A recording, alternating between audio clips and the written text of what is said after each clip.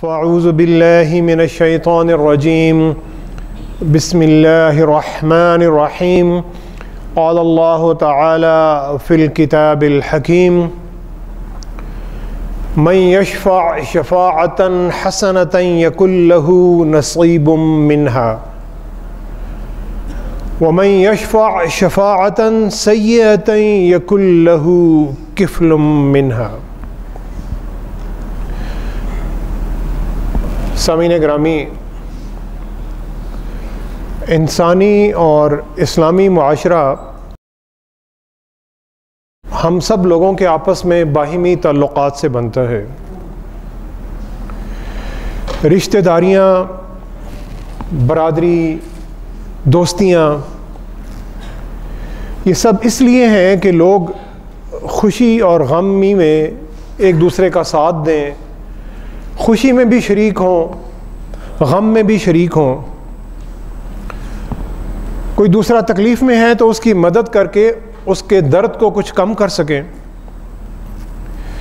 کسی اپنے دوسرے ساتھی کی یا بھائی کی مدد کر کے یا سفارش کر کے اس کا کوئی جائز کام کرا سکیں۔ عربی میں شفاعہ کا لفظ جو ہے اس کو اردو میں سفارش کہتے ہیں، اور اس کا رب العالمین نے بھی ذکر کیا، نبی رحمت صلی اللہ علیہ وسلم کی تعلیمات میں بھی اس کا ذکر آتا ہے۔ سفارش اچھی بھی ہے اور بری بھی ہے، نیکی بھی ہے اور بدی بھی ہے۔ سفارش سے کسی بندہ مومن کو ثواب بھی مل سکتا ہے اور اسے گناہ بھی مل سکتا ہے۔ کبھی جاری رہنے والا ثواب بھی مل سکتا ہے اور جاری رہنے والا گناہ بھی مل سکتا ہے۔ سورہ نساء کی آیت 85 جو میں نے آپ کے سامنے تلاوت کی، اس میں رب العالمین ہمیں یہی تعلیم دے رہے ہیں، من یشفع شفاعۃ حسنۃ یکن لہ نصیب منہا۔ تم میں سے جو شخص اچھی سفارش کرے گا،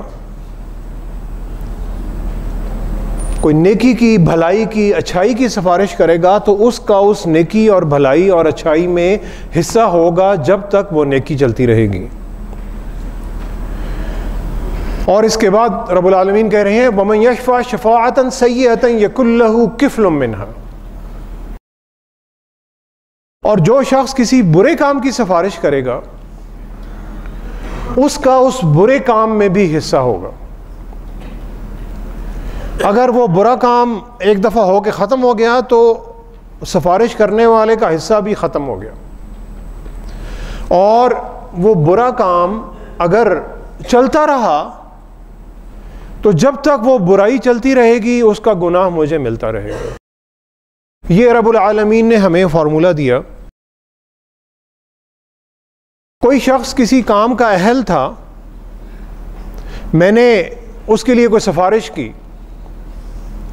اور اس کی اہلیت اور قابلیت کی بنیاد پر، تعلیم کی بنیاد پر اسے وہاں پر ملازمت مل گئی، تو جب تک وہ شخص رزق حلال کماتا رہے گا، اپنی ڈیوٹی کو پوری دیانتداری سے ادا کرتا رہے گا، تو مجھے بھی یعنی سفارش کرنے والے کو بھی اس کا اجر برابر ملتا رہے گا۔ اور اس کے برعکس اگر میں نے کسی نالائق، نااہل شخص کی کسی بھی عہدے کے لیے، کسی بھی ملازمت کے لیے اگر میں نے اسے ریکمینڈ کر دیا یا اس کی سفارش کر دی، میرٹ کو پامال کرتے ہوئے، کسی کا حق مارتے ہوئے میں نے کسی ایسے بندے کو اس کا حق دلا دیا جو اس کا حقدار نہیں تھا، تو وہ شخص جب تک وہاں پر رہے گا اس کا گناہ مجھے بھی ملتا رہے گا، سفارش کرنے والے کو بھی اس کا گناہ ملتا رہے گا۔ سامعین گرامی، ہم جس معاشرے میں رہتے ہیں اس معاشرے میں ہم سفارش کا استعمال کرتے ہیں، دل میں تو ہو سکتا ہے نیکی کی نیت ہو، لیکن ہم اس سفارش کا استعمال بہت ہی سرسری طریقے سے کرتے ہیں، اس بات کا خیال کیے بغیر کہ میرٹ کیا ہے، حق کی بات کیا ہے، اصول کی بات کیا ہے، عدل اور انصاف کی بات کیا ہے، کسی کا میں حق مار تو نہیں رہا، اچھائی کی سفارش کر رہا ہوں یا برائی کی سفارش کر رہا ہوں۔ تو اگر ہم جانتے بوجھتے ہوئے بھی اور نادانستگی میں بھی اگر کسی برے کام کی سفارش کرتے ہیں تو وہ برا کام جب تک چلتا رہے گا ہمیں اس کا گناہ برابر ملتا رہے گا، کیونکہ میں اس کام میں حصے دار بن گیا ہوں۔ ایسے ہی ہے جیسے کسی بزنس میں شیئر ہولڈر بن گیا ہوں، اور اگر کوئی میرے پاس آتا ہے تو اور وہ کہتا ہے کہ میں یہ کوئی چھوٹا سا کاروبار کرنا چاہتا ہوں، تو تم میرے ساتھ کوئی 50,000 یا 1,00,000 روپے کی انویسٹمنٹ کر دو اور میرے اس کاروبار میں شراکت دار بن جاؤ، شیئر ہولڈر بن جاؤ، تو قدرتی طور پر میں اس سے کئی سوال پوچھوں گا، اس کے ریفرنس چیک کروں گا، یہ بندہ کون ہے، اس کا سیاق و سباق کیا ہے، اس کا کردار کیسا ہے، کہیں یہ میرا پیسہ لے کے بھاگ تو نہیں جائے گا، کہیں ڈبو تو نہیں دے گا، اور میں ایک تسلی کر کے پھر اس کے بزنس میں حصے دار بنتا ہوں۔ سامعین گرامی، سفارش بھی ایک ایسا ہی حصے دار بننا ہے کسی بھی کام جو کہ ہونے جا رہا ہے، اچھائی ہونے جا رہی ہے تو مجھے اس کی گہرائی تک پہنچ کر ضرور حصے دار بننا ہے، اور برائی ہونے جا رہی ہے تو مجھے اس سے دور رہنا ہے۔ نبی رحمت صلی اللہ علیہ وسلم کی سیرت طیبہ کی طرف دیکھیں کہ پیارے نبی صلی اللہ علیہ وسلم نے کس طرح کی سفارشیں کیں، کس طرح کی سفارش کی ترغیب دی، اور کس طرح کی سفارش سے منع فرمایا، کس طرح کی سفارش پر بہت غصے اور ناراضگی کا اظہار فرمایا، اور سفارش اگر اگلا قبول نہیں کر رہا، جائز سفارش بھی قبول نہیں کر رہا، تو اس پر میرا رد عمل کیا ہونا چاہیے، یہ بھی پیارے نبی صلی اللہ علیہ وسلم کی تعلیمات سے ہمیں ملتا ہے۔ نبی رحمت صلی اللہ علیہ وسلم کی خدمت میں جب بھی کوئی مانگنے والا شخص آتا تھا اور آپ کے سامنے کوئی حاجت پیش کرتا تھا تو پیارے نبی صلی اللہ علیہ وسلم اپنی محفل میں صحابہ اکرام سے فرماتے تھے کہ تم میرے سامنے اس حاجت مند کی سفارش کرو، اور اللہ تعالیٰ اپنے نبی کی زبان سے جو چاہیں گے فیصلہ فرما دیں گے، اور میں جو بھی اس حاجت مند کی مدد کروں گا تمہیں اس میں سے بھی اجر مل جائے گا۔ یعنی ایسے ہی ہے جیسے ایک شخص محفل میں آتا ہے اور کسی کے سامنے اپنی حاجت رکھتا ہے، اور محفل میں بیٹھے ہوئے کوئی شخص صاحب محفل سے اس کی سفارش کرتے ہیں کہ جناب اس کا کیس جو ہے بالکل صحیح ہے، اس کی مدد کر دیجئے، اور اس کی مدد ہو جاتی ہے۔ مدد کسی اور نے کی، لینے والا کوئی اور ہے، لیکن سفارش کرنے والے کو اس ثواب میں سے، اجر میں سے حصہ مل گیا۔ ہم جب کسی کام کی سفارش کرتے ہیں، کسی توقع رکھتے ہیں، تو ہمارا خیال ہوتا ہے کہ یہ شخص میرا بڑا دوست ہے، میرا قریبی رشتہ دار ہے، میری برادری کا ہے، میرے قبیلے کا ہے، میرے علاقے کا ہے، میرا ووٹر ہے، میرا سپورٹر ہے، یا میرا لیڈر ہے، تو یہ تو میرا کام ضرور ہی کر دے گا، چاہے میں اس کام کرنے کے لیے اہل ہوں یا نہیں، میرٹ کے معیار پر، عدل اور انصاف کے معیار پر پورا اترتا ہوں یا نہیں، میری توقع ہوتی ہے کہ میں جس شخص کے پاس کام لے کر گیا ہوں اور اس سے میرا کوئی بھی تعلق واسطہ ہے تو وہ میرا کام ضرور کرے گا۔ سامعین گرامی، کسی بھی شخص کے بارے میں میری ذاتی رائے کچھ بھی ہو سکتی ہے، اور رب العالمین نے اور پیارے نبی صلی اللہ علیہ وسلم نے بھی شخصی آزادی کا دین کی حدود میں رہتے ہوئے ایک بڑا واضح تصور دیا، لیکن اپنی رائے کو دوسروں کی رائے سے مقدم اور بہتر سمجھنا اور اپنی رائے کو دوسروں پر ٹھونسنے کی کوشش کرنا، اور انہیں کسی بھی اخلاقی دباؤ میں لا کر، تعلقات کا واسطہ دے کر، کسی بھی پریشر میں لا کر یہ کام سے پیارے نبی صلی اللہ علیہ وسلم نے منع فرمایا۔ نبی رحمت صلی اللہ علیہ وسلم نے اپنی حیات میں کچھ مواقع پر سفارشیں کیں، اور وہ سفارشات، وہ شفاعت صرف ایک رائے کی حد تک تھی، حکم نہیں تھا۔ نبی رحمت صلی اللہ علیہ وسلم جب مکہ المکرمہ سے مدینہ المنورہ ہجرت کر کے آتے ہیں تو مدینہ میں لوگ کھیتی باڑی کرتے تھے، کھجور کے درخت لگاتے تھے۔ ایک دن آپ جا رہے تھے اور آپ نے کچھ صحابہ اکرام کو دیکھا کہ وہ ایک کھجور کا ایک درخت لگا رہے تھے، اور اس درخت میں وہ ایک قلم لگا رہے تھے جسے گرافٹ کہتے ہیں، یعنی دو طرح کے کھجور کے درخت کو اکٹھا کر کے قلم لگتی ہے، پھلوں کے درختوں میں اکثر لگتی ہے، وہ ایک قلم لگا رہے تھے۔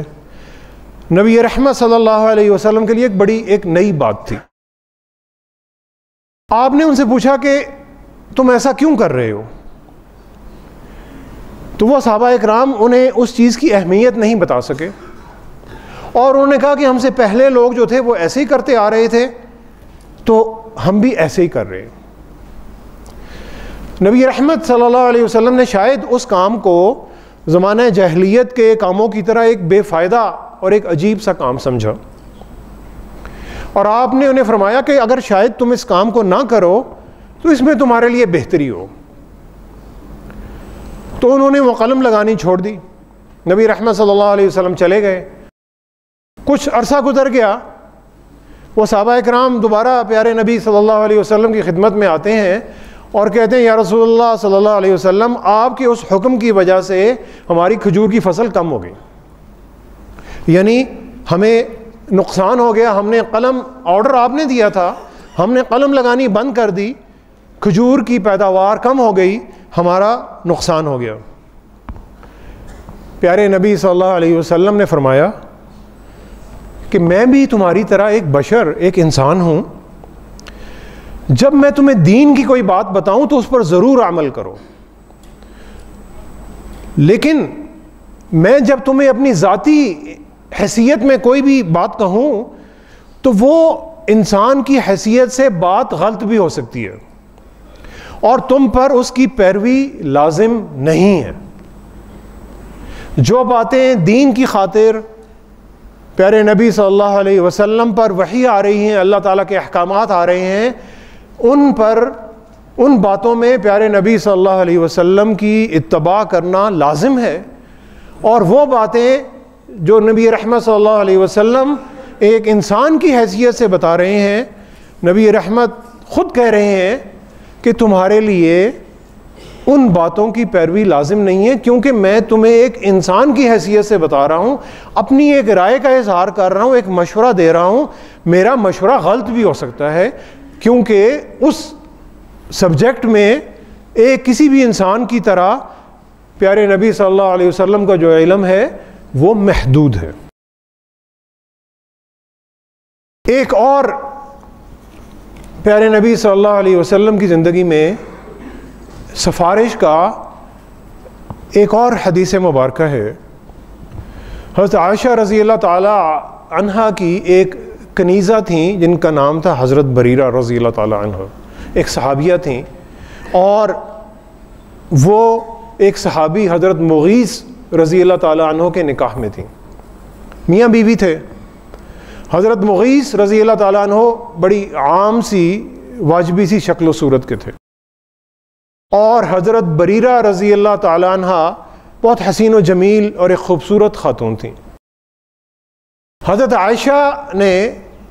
حضرت بریرہ کو کنیز کی حیثیت سے آزاد کر دیا، تو جب وہ آزاد ہو گئیں تو شریعت کے مطابق ان کا نکاح جو تھا وہ ختم ہو گیا، کیونکہ شریعت نے کنیزہ کو اختیار دیا ہے کہ وہ دور غلامی کا نکاح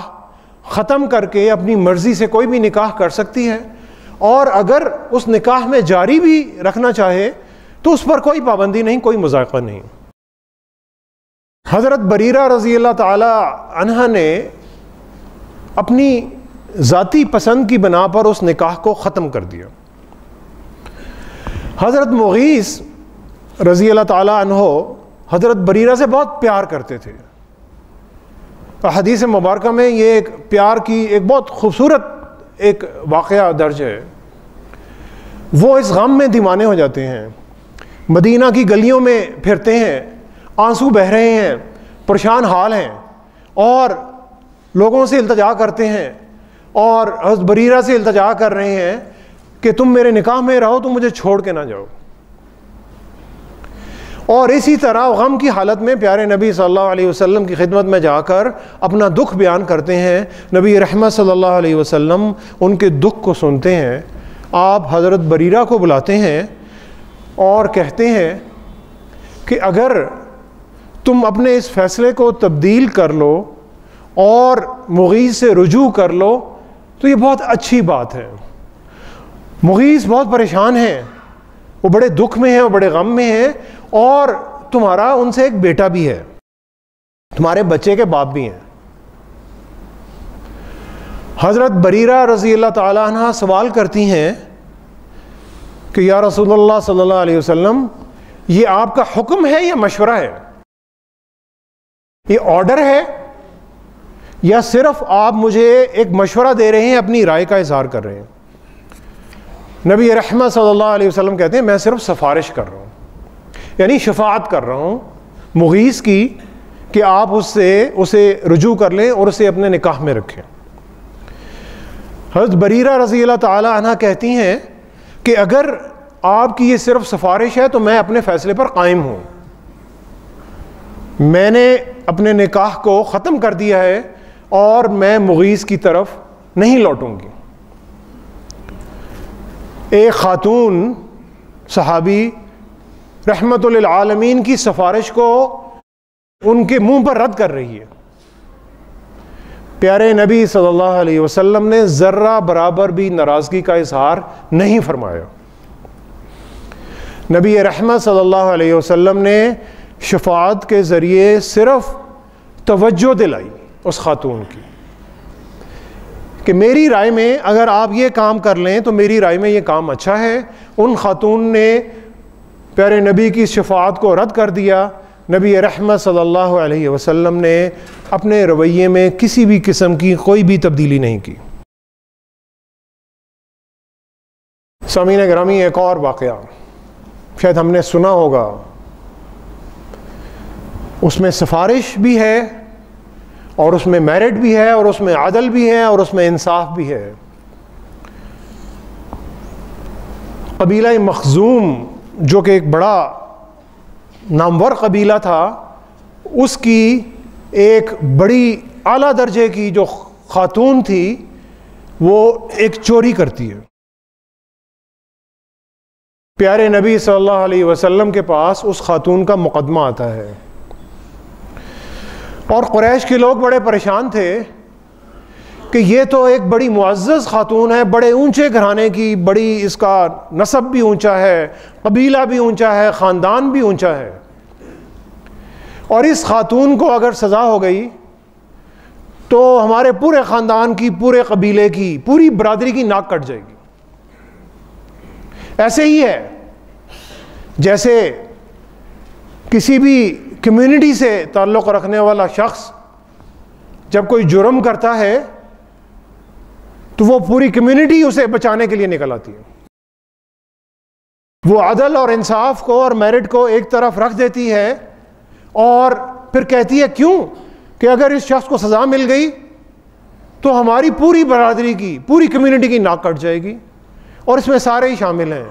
چاہے وکلاء ہوں، چاہے ڈاکٹرز ہوں، چاہے ہمارے قانون نافذ کرنے والے ادارے ہوں، چاہے عدلیہ ہو، چاہے کوئی بھی جو قبیلے ہیں، ان قبیلوں کا یہ خیال ہوتا ہے کہ اگر ہمارے کسی بھی مجرم کو کوئی سزا ملے گی تو ہمارے پورے قبیلے کی، ہماری پوری کمیونٹی کی عزت جو ہے وہ خاک میں مل جائے گی۔ اور قریش کے لوگ آپس میں مشورہ کرتے ہیں کہ پیارے نبی صلی اللہ علیہ وسلم کے پاس ایک سفارش کرنی ہے، تو کس شخص کو ڈھونڈیں کہ جس کی سفارش پیارے نبی رد نہیں کرتے، لوٹاتے نہیں۔ اسی طرح جیسے ہم اپنی لائف میں کوئی کام کرانا ہو، کسی بڑے شخص سے کوئی کام ہو، تو پھر ہم اس کا کوئی قریبی، کوئی پیارا، کوئی لاڈلا، کوئی بہت کلوز خاص آدمی ڈھونڈتے ہیں کہ جس سے ہم سفارش کر کے اس شخص سے کوئی کام کرا سکیں۔ تو لوگ کہتے ہیں کہ کون سا ایسا شخص ہے جو رسول اللہ صلی اللہ علیہ وسلم سے اس قسم کی سفارش کر سکتا ہے؟ قریش کے لوگوں کو حضرت اسامہ بن زید رضی اللہ تعالیٰ عنہ کا خیال آتا ہے، جن سے نبی کریم صلی اللہ علیہ وسلم بہت پیار کرتے تھے، اور عام صحابہ کرام کا یہ خیال تھا کہ پیارے نبی صلی اللہ علیہ وسلم حضرت زید رضی اللہ تعالیٰ عنہ کی کسی بات کو ٹالتے نہیں۔ قریش کے لوگ اکٹھے ہو کر حضرت اسامہ کو تیار کرتے ہیں اور پیارے نبی صلی اللہ علیہ وسلم کے پاس اس خاتون کی جس نے ایک جرم کا ارتکاب کیا تھا، چوری کی تھی، اس خاتون کی سفارش کے لیے پیارے نبی صلی اللہ علیہ وسلم کے پاس بھیجتے ہیں۔ نبی رحمت صلی اللہ علیہ وسلم انتہائی ناراضگی کا اظہار کرتے ہیں۔ محدثین لکھتے ہیں کہ پیارے نبی صلی اللہ علیہ وسلم نے صرف اس سفارش کرنے پر حضرت اسامہ بن زید، جو کہ آپ سے بہت پیارے تھے آپ کے، ان سے سخت غصے کا اظہار فرمایا اور کہا کہ کیا تم اللہ تعالیٰ کی حدود میں سے ایک حد کی میرے پاس سفارش کرنے آئے ہو؟ اور پھر پیارے نبی کھڑے ہو جاتے ہیں اور صحابہ اکرام سے کہتے ہیں کہ اے لوگو، تم سے پہلی قومیں اس لیے تباہ ہو گئی تھیں کہ ان میں سے جب کوئی بڑا آدمی جرم کرتا تھا تو اسے چھوڑ دیتے تھے۔ تم سے پہلی قومیں اس لیے تباہ ہو گئیں کہ ان میں سے جب کوئی بڑا آدمی جرم کرتا تھا تو اسے چھوڑ دیتے تھے، اور جب کوئی چھوٹا اور کمزور آدمی جرم کرتا تھا تو اسے سزا دے دی جاتی تھی۔ اور اللہ کی قسم، پیارے نبی کہہ رہے ہیں، اللہ کی قسم جس کے ہاتھ میں میری جان ہے، اگر فاطمہ بنت محمد بھی چوری کرتی تو میں اس کے ہاتھ کاٹنے کا بھی حکم صادر کرتا ہوں۔ سامعین گرامی، پیارے نبی صلی اللہ علیہ وسلم اپنی لاڈلی بیٹی، سب سے پیاری بیٹی کی مثال دے کر کہہ رہے ہیں کہ اگر میری پیاری بیٹی بھی یہ کام کرتی تو میں اس کے لیے بھی وہی حکم دیتا جو میں کسی دوسری خاتون کے لیے دے رہا ہوں۔ اور پیارے نبی صلی اللہ علیہ وسلم نے عدل کا اور انصاف کا اور سفارش کا ایک نمونہ ہمارے سامنے پیش کیا، عملی نمونہ، صرف باتوں کی حد تک نہیں۔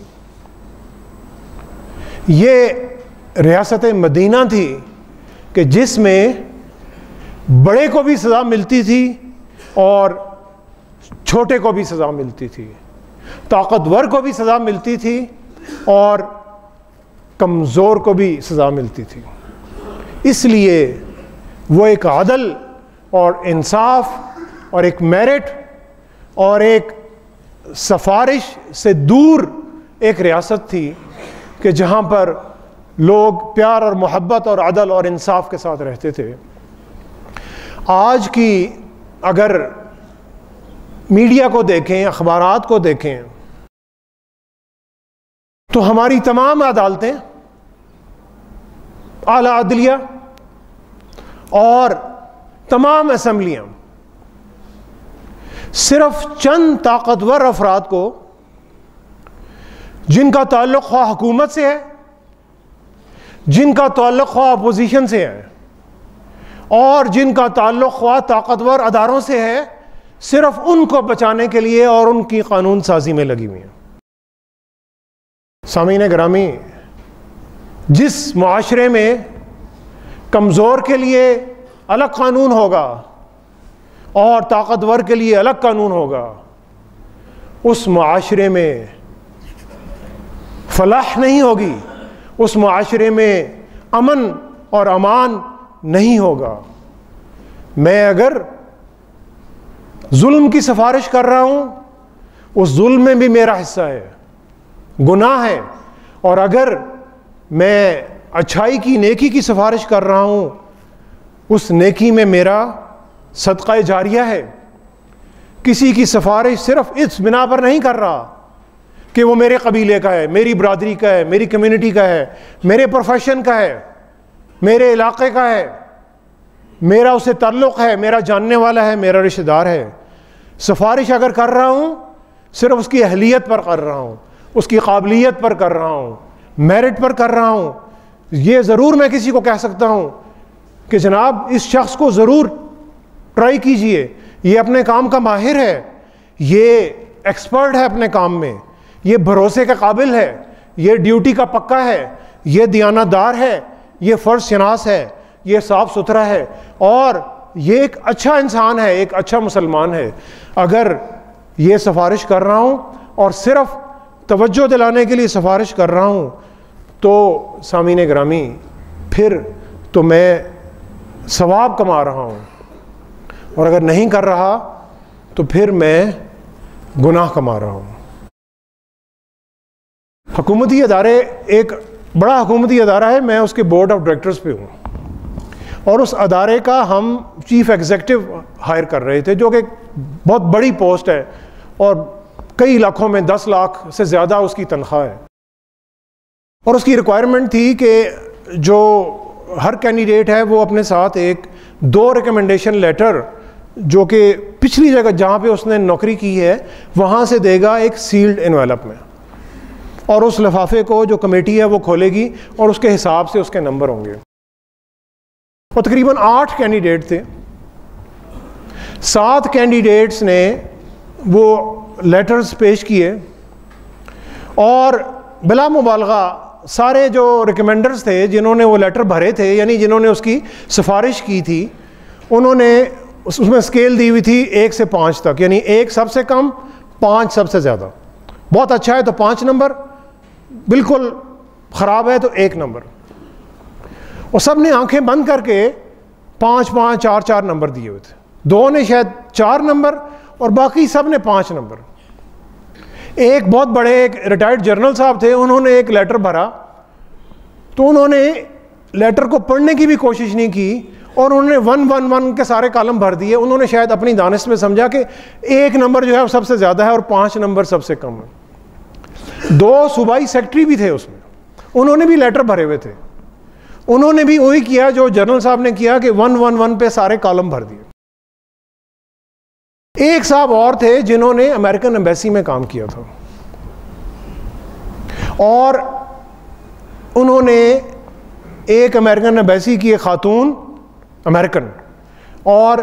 ایک ان کا جو ڈائریکٹر تھا مرد، اس سے ریکمنڈیشن لیٹر سیل ہمارے پاس آیا۔ وہ واحد لیٹر تھا جس میں انہوں نے اس بندے کی جو ایویلیویشن یا جو ریکمنڈیشن کی ہوئی تھی وہ 2 3 پہ کی تھی، اور پھر اس کے آخر میں ایک کالم تھا کہ کیا میں اس بندے کو دوبارہ کبھی ہائر کروں گا، نوکری دوں گا۔ ان دونوں نے اس کالم پہ نو کیا ہوا تھا، یعنی یہ بندہ درمیانہ ہے، اس قابل نہیں ہے کہ اگر دوبارہ کبھی ہمارے پاس نوکری لینے آئے گا تو ہم اسے نوکری نہیں دیں گے۔ یعنی 7 پاکستانیوں نے، ہم جو کہ اللہ تعالیٰ کے اور پیارے نبی صلی اللہ علیہ وسلم کے پیروکار ہیں، انہوں نے سب کے ٹاپ نمبر لگائے ہوئے تھے، بغیر جانتے بوجھتے ہوئے کہ اس کینڈیڈیٹ کی ایکچوئل جو ایکسپرٹیز ہے وہ ہے بھی کہ نہیں۔ تو مجھے بہت شرم آئی، شرم اس لیے آئی کہ ہمارا جو ورثہ تھا وہ اہل مغرب نے لے لیا، اور ہم اہل مغرب کی ساری خرافات لے لیتے ہیں اور اپنے آپ کو پھر بہت ماڈرن اور روشن خیال سمجھتے ہیں، اور ہم یہ بھول جاتے ہیں کہ مغرب کی ترقی کا راز خرافات میں نہیں تھا بلکہ اس روشن خیالی میں تھا جو پیارے نبی صلی اللہ علیہ وسلم نے ہمیں اس ریاست مدینہ میں عدل اور انصاف اور ایک میرٹ کا اور ایک بغیر سفارش کا ایک سسٹم قائم کر کے دی تھی۔ سامعین گرامی، اسی نظام کو اپنی اپنی ذاتی اور اجتماعی زندگیوں میں نافذ کرنے کی ضرورت ہے۔ حکیم امت نے اپنا خطاب جو انہوں نے نوجوانان اسلام سے کیا تھا، یہی بات انہوں نے ہمارے لیے دی تھی۔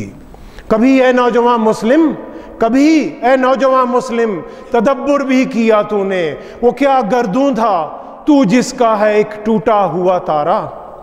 تجھے اس قوم نے پالا ہے آغوش محبت میں، کچل ڈالا تھا جس نے پاؤں میں تاجے سرے دارا، مگر وہ علم کے موتی، مگر وہ علم کے موتی، وہ کتابیں اپنے آبا کی، جو دیکھیں ان کو یورپ میں تو دل ہوتا ہے سی پارا، تجھے آبا سے اپنے کوئی نسبت ہو نہیں سکتی، تجھے آبا سے اپنے کوئی نسبت ہو نہیں سکتی، کہ تو گفتار وہ کردار، تو گفتار وہ کردار، تو ثابت وہ سیارہ۔ سامعین گرامی، ہمارا گفتار پر زور زیادہ ہوتا ہے اور کردار پر نہیں ہوتا۔ دعا کریں کہ اللہ تعالی ہمیں نیکی کی سفارش کرنے اور نیکی میں حصے دار بننے کی توفیق عطا فرمائے، اور ہمیں بدی کی سفارش نہ کرنے اور بدی میں حصے دار نہ بننے کی توفیق عطا فرمائیں۔ وما علینا الا البلاغ المبین۔